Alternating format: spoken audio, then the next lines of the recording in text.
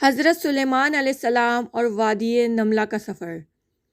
ایک مرتبہ آپ کے لشکر کا گزر ایک وادی سے ہوا جو وادی نملہ کہلاتی تھی۔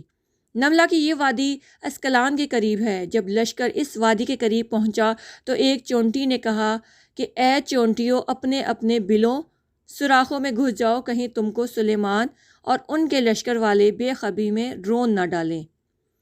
حضرت سلیمان علیہ السلام نے ان کی یہ بات سن لی، اور اللہ کی مخلوقات میں سے جو بھی مخلوق کوئی بات کرتی تھی تو ہوا اس بات کو حضرت سلیمان علیہ السلام کے کانوں میں پہنچا دیتی تھی۔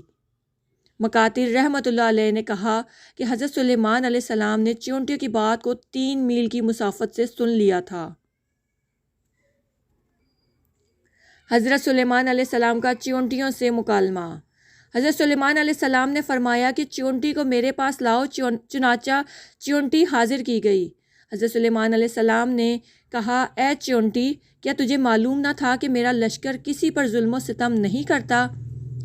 چیونٹی نے کہا، بے شک میرا عقیدہ یہی ہے کہ آپ کا لشکر ظلم و ستم نہیں کرتا، لیکن چونکہ میں ان سب کی سردار ہوں اس لیے میرا فرض منصب ہی تھا کہ میں انہیں ہر نشیب و فراز سے آگاہ کروں۔ حضرت سلیمان علیہ السلام، تیری اس تقریر سے میرے نزدیک تیری قدر و منزلت بڑھ گئی ہے، لہٰذا میرا جی چاہتا ہے کہ تو مجھے کوئی پند و نصیحت سنائے۔ چیونٹی، آپ کو معلوم ہے کہ آپ کے والد گرامی کا نام داؤد علیہ السلام کیوں رکھا گیا؟ حضرت سلیمان علیہ السلام، مجھے معلوم نہیں۔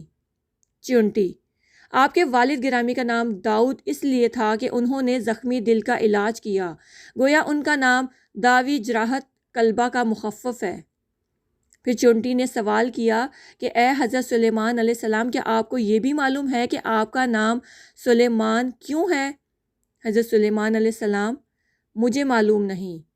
چیونٹی، اس لیے کہ آپ سلیم الصدر و قلب ہیں، گویا سلیمان انہی الفاظ کا مخفف ہے۔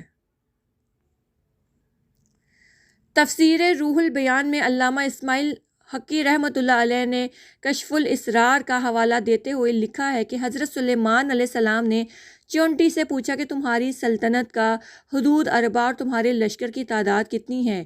چیونٹی نے عرض کی کہ لشکر کی نگرانی کے لیے میں 4000 کوتوال رکھتی ہوں، اور ان میں سے ہر ایک کے ماتحت 40,000 نقیب ہیں، پھر ہر ایک نقیب کے تحت 40,000 چیونٹیاں رہتی ہیں۔ پھر حضرت سلیمان علیہ السلام نے چیونٹی سے فرمایا کہ تو اپنے لشکر سے باہر کیوں نہیں جاتی؟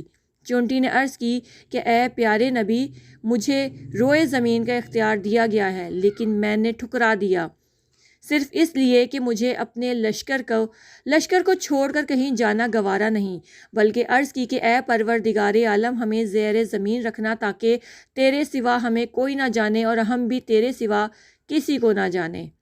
اس کے بعد چیونٹی نے حضرت سلیمان علیہ السلام سے کہا کہ آپ بھی تو مجھے بتا دیں کہ آپ کو اللہ تعالیٰ نے سب سے بڑی کون سی نعمت عطا فرمائی ہے؟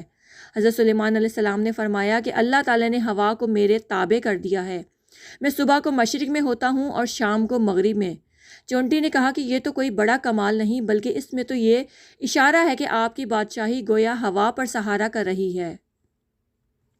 ایذن حکیم الامت حضرت علامہ اقبال لکھتے ہیں، یافت مورے برس سلیمان ظفر، سطوت آئین پیغمبر نگر۔ چیونٹی کی بات سن کر حضرت سلیمان علیہ السلام نے دعا مانگی کہ اے میرے رب، مجھے اس بات کی توفیق دے کہ میں تیری نعمتوں کا شکر ادا کروں جو تو نے مجھ پر فرمائی۔ حضرت آدم علیہ السلام سے لے کر ہمارے آقا و مولا حضرت محمد مصطفیٰ صلی اللہ علیہ وآلہ وسلم تک جتنے بھی انبیاء کرام تشریف لائے وہ سب اسلام کے سلسلے کی ہی مختلف کڑیاں ہیں، اس لیے ان کی زندگیوں کو اسلام اور قرآن کی تعلیمات سے الگ نہیں کیا جا سکتا۔ حضرت داؤد علیہ السلام اس امر سے آگاہ تھے کہ اللہ تعالیٰ نے حضرت سلیمان علیہ السلام کو علم و دانش، ذکاوت و خطابت اور مقدمات کے فیصلے کی صلاحیت بچپن ہی سے عطا کر دی تھی۔ ایک مرتبہ آپ نے حضرت سلیمان علیہ السلام سے چند سوالات پوچھے کہ سب سے اچھی چیز کیا ہے؟ جواب ملا ایمان۔ پھر آپ نے بری چیز کے بارے میں سوال کیا تو جواب ملا کفر۔ پھر آپ نے میٹھی چیز کے بارے میں پوچھا تو آپ نے فرمایا خدا کی رحمت۔ پھر آپ نے ٹھنڈک والی چیز کے بارے میں پوچھا تو جواب ملا اللہ تعالیٰ کا لوگوں سے درگزر کرنا اور انسانوں کا ایک دوسرے کو معاف کر دینا۔ یہ جوابات سن کر حضرت داؤد علیہ السلام نے فرمایا کہ سلیمان اللہ تعالیٰ کے نبی ہیں۔ بچپن ہی سے حضرت داؤد امور سلطنت اور نظام حکومت کے اہم فیصلوں میں انہیں شریک رکھتے۔ اہم امور اور مقدمہ